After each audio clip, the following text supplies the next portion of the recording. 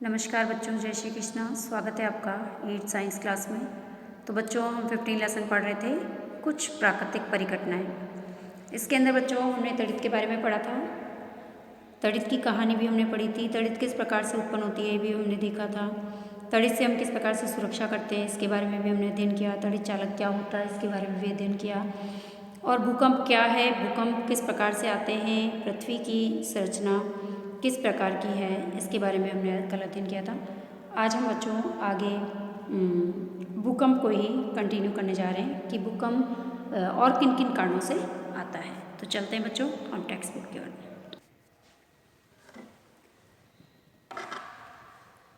देखिए बच्चों, कल हमने पढ़ा था कि भूकंप जो है, कल हमने पृथ्वी की संरचना पढ़ी थी, जिसके अंदर पृथ्वी की विभिन्न परतों के बारे में हमने पढ़ा था।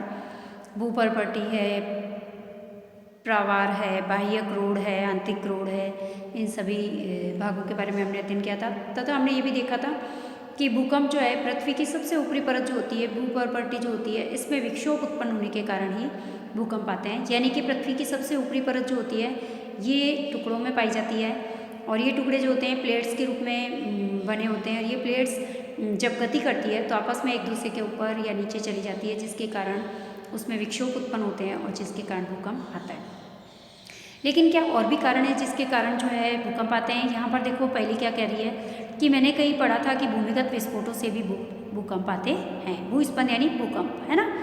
अब देखो, भूकंप आने के और भी कारण हैं। एक तो ज्वालामुखी फटने के कारण भी भूकंप आते हैं, और उल्कापिंड जब पृथ्वी से टकराते हैं तो भी भूकंप आते हैं। इसके साथ साथ नाभिकीय विस्फोट जब किए जाते हैं, विभिन्न प्रकार की धातुओं को बड़ी बड़ी खानों से निकालने के लिए जब नाभिकीय विस्फोट किए जाते हैं तो उस समय भी जो है वो भूकंप आने की संभावनाएं रहती है।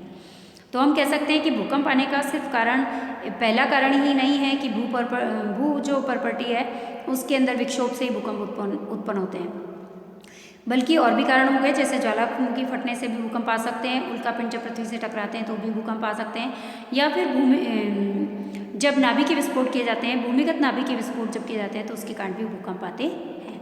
तो प्रश्न आता है, बहुत ही इंपॉर्टेंट प्रश्न है कि भूकंप आने के कारण बताइए, या भूकंप क्यों आता है। तो हम इसके चारों कारण लिखेंगे, सिर्फ पहला कारण ही नहीं लिखेंगे जो हमने कल समझा था, है ना। तो अब चलते हैं हम आगे।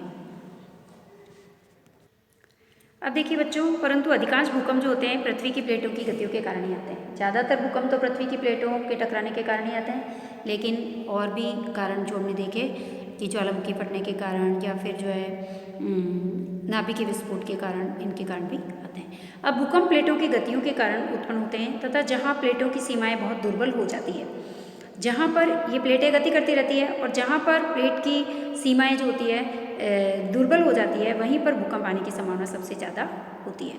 तथा इन दुर्बल क्षेत्रों को हम भूकंपीय क्षेत्र भी कह सकते हैं, या फिर इनको हम भ्रंश क्षेत्र भी कहते हैं। प्रश्न आता है कि भ्रंश क्षेत्र क्या है।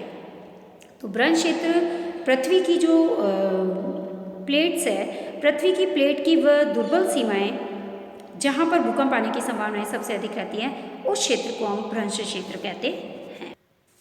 अब देखिए, यदि हम भारत की बात करें तो भारत के अंदर सबसे ज़्यादा भूकंप आने की संभावनाएं जो है कश्मीर के इधर या फिर पश्चिमी क्षेत्रों में, है ना, और या फिर हम कह सकते हैं हिमालय के समस्त भाग के अंदर आने की, या फिर उत्तरी पूर्वी जो क्षेत्र है हमारा, और कच्छ का रण जो है हमारा पश्चिमी क्षेत्र, इधर भी ज़्यादा आते हैं, और राजस्थान के अंदर भी आते हैं। सिंध और गंगा के मैदान में भी जो है सबसे ज़्यादा जो है वो भूकंप आने की संभावनाएं रहती है।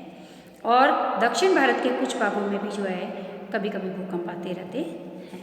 तो प्रश्न आता है कि भारत के किन किन क्षेत्रों में भूकंप जो है दिखाते रहते हैं। तो हमारा उत्तर यहाँ है कि कश्मीर, पश्चिमी क्षेत्र, हिमालय, और कच्छ का रण है, राजस्थान है, सिंध गंगा का जो मैदान है, उत्तरी पूर्वी जो क्षेत्र है हमारे भारत का, वहाँ पर भी भूकंप आने की संभावना ज़्यादा रहती है।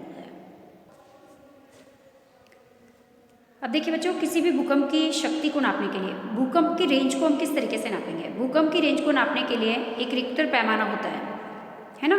जैसे हमने कल देखा था कि चाल मापने के लिए स्पीडोमीटर था गाड़ी के अंदर, दूरी मापने के लिए ओडोमीटर था। ठीक उसी प्रकार से भूकंप की शक्ति को नापने के लिए हम रिक्टर पैमाने का उपयोग करते हैं। और जब इस रिक्टर पैमाने की रेंज जो होती है 7 से अधिक होती है तो ये खतरनाक भूकंप होता है ना। और यदि 5 से ऊपर होती है तो ही खतरनाक ही होता है, वैसे 7 से ऊपर बहुत ज़्यादा खतरनाक होता है ना। और हम कह सकते हैं कि रिक्टर पैमाने के द्वारा हम जो है भूकंप की रेंज को आसानी से नाप सकते हैं। और भुज और कश्मीर के अंदर आए जो भूकंप थे, इनकी जो रेंज थी वो रिक्टर पैमाने से जब नापी गई तो 7.5 से भी अधिक थी, इसीलिए वहाँ पर इतनी जनधन की हानि हुई, है ना। अब देखिए बच्चों, पृथ्वी की सतह पर जो भी तरंगें उत्पन्न होती है, देखो भूकंप से भी तरंगें उत्पन्न होती है ना। और ये जो तरंगें उत्पन्न होती है इनको हम भूकंपीय तरंगें कहते हैं। भाई जब भूकंप आता है तो इसके अंदर भी भूस्पंद उत्पन्न होते हैं ना, है ना, या फिर पृथ्वी की सतह से कुछ तरंगें उत्पन्न होती है, इन तरंगों को भूकंपीय तरंगें कहते हैं। और इन तरंगों को नापने के लिए एक यंत्र का उपयोग किया जाता है, एक उपकरण का उपयोग किया जाता है जिसे हम कहते हैं भूकंपलेखी यंत्र। क्या कहते हैं? भूकंपलेखी यंत्र। ये इस प्रकार का होता है, देखो चित्र के अंदर दिखाई दे रहा है। अब ये जो उपकरण होता है इसके अंदर एक कंपायमान छड़ होती है और इस छड़ के नीचे देखो एक लोलक का गोलक लगा होता है, इसके नीचे एक पतला पैन जुड़ा होता है। समझ में आया? ये जो भूकंपलेखी यंत्र है ये तो पूरा इसका सिस्टम है, उपकरण है। यहाँ पर सिर्फ एक कंपायमान छड़ होती है, इसके नीचे लोलक का गोलक लगा होता है, इसके नीचे एक पैन लगा होता है, ठीक है। अब देखो जब भूकंप आता है, अब हम क्या करते हैं कि इसके नीचे एक रोलर लगा दिया है हमने, एक घूर्णी ड्रम लगाया है, इसके ऊपर हमने एक कागज को चिपका दिया है ना, और नीचे हमने एक चार्ट पेपर रख दिया है, ठीक है। हमको किसी भी क्षेत्र के भूकंप की रेंज को पता लगाना है या उसकी रेंज को ज्ञात करना है, तो हम किस प्रकार से करेंगे, है ना। तो अब देखो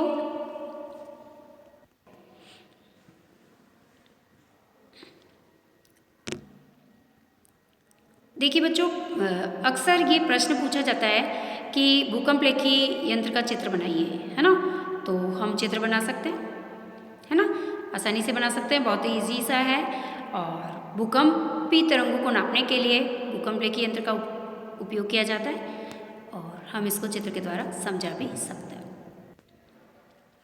अब देखिए, उपरोक्त चर्चा से हमने ये सीखा कि भूकंपों की भविष्यवाणी हम नहीं कर सकते हैं और हमने ये भी देखा कि भूकंप बहुत ही विनाशकारी भी होते हैं और ये आवश्यक है कि हम हर समय अपने बचाव के लिए आवश्यक सावधानियाँ रखें। और भूकंपीय क्षेत्र जहाँ पर भूकंप आने की संभावना ज़्यादा रहती है वहाँ पर रहने वाले लोगों को इनका सामना करने के लिए विशेष रूप से हमेशा तैयार रहना चाहिए। सबसे पहले इन क्षेत्रों के भवनों का डिज़ाइन। अब देखो, जहाँ पर भूकंप आशंकित क्षेत्र है, जहाँ पर भूकंप आने की संभावना ज़्यादा होती है, वहाँ पर जब भवनों का डिज़ाइन बनाएं तो भवनों का डिज़ाइन ऐसा हो कि वे बड़े भूकंपों के झटकों से को सहन कर सके।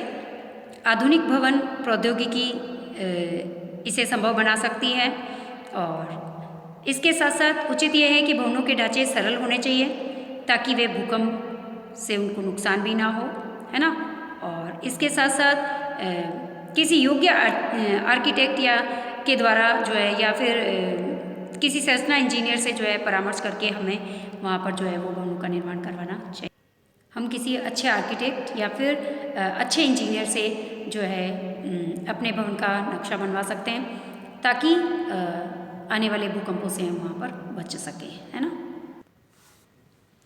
अब देखिए, जहाँ पर अधिक भूकंप आने की संभावना रहती है वहाँ पर जब भवन निर्माण किया जाता है तो यहाँ पर भारी पदार्थों की अपेक्षा हमको मिट्टी का ज़्यादा उपयोग करना चाहिए और इमारती लकड़ी का उपयोग ज़्यादा करना चाहिए, क्योंकि यदि क्षति भी हो तो ज़्यादा जो है वो नुकसान ना हो, है ना, अत्यधिक क्षति ना हो। यदि भूकंप भी आए तो कोई अत्यधिक क्षति ना हो, है ना।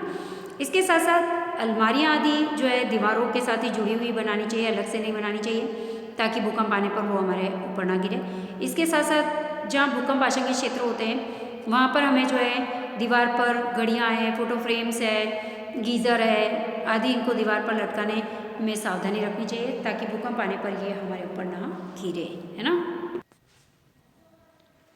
अब देखिए, कुछ भवनों में भूकंप के कारण आग भी लग सकती है, तो ये आवश्यक है कि सभी भवनों में, विशेषकर जहाँ पर ऊंची इमारतें बनी हुई है, वहाँ पर अग्निशमन की व्यवस्था होनी चाहिए, अग्निशमन उपकरण वहाँ पर होना चाहिए। और केंद्रीय भवन अनुसंधान संस्थान जो है रुड़की जो है, इसने भूकंप प्रतिरोधी मकान बनाने के लिए विशेष रूप से कुछ जानकारियाँ विकसित की है, तो उनको हम उपयोग करके और मकान बनवा सकते हैं अच्छे इंजीनियर से, ताकि हम वहाँ पर आने वाले, प्रतिदिन आने वाले जो भूकंप है उनसे हम बच सकें और अपनी सुरक्षा भी कर सकें। अब देखिए बच्चों, भूकंप के झटके लगने की स्थिति में हम अपने बचाव के लिए क्या उपाय करेंगे। तो यदि हम घर में हैं तो किसी मेज के नीचे आश्रय ले सकते हैं। झटकों के रुकने तक हम वहीं रहें किसी मेज के नीचे। किसी ऊंची या भारी वस्तुओं से दूर रहें, है ना, क्योंकि वो हम पर गिर सकती है। और यदि हम बिस्तर में हैं तो उठे नहीं, अपने सिर को तकिए से बचाव कर लें। और यदि हम घर से बाहर हैं तो भवनों, वृक्षों या ऊपर जाती हुई विद्युत लाइटों से दूर रहें। किसी खुले स्थान को ना खोजें और धरती पर लेट जाएं। और यदि हम किसी कार या बस में हैं तो बाहर ना निकलें। और ड्राइवर से कहें कि वो धीरे धीरे किसी खुले स्थान पर पहुँचे और भूस्खलन के समाप्त होने से पहले बाहर नहीं निकले।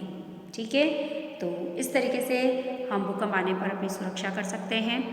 प्रश्न बहुत अच्छे अच्छे बनते हैं इसके अंदर। भूकंप से बचाव के उपाय बताइए, या भूकंप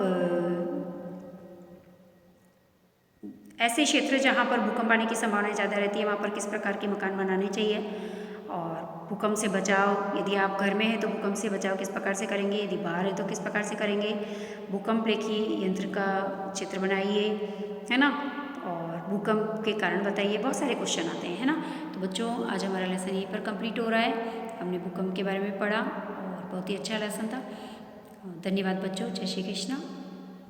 नेक्स्ट लेसन हम नेक्स्ट क्लास के अंदर कंटिन्यू करेंगे।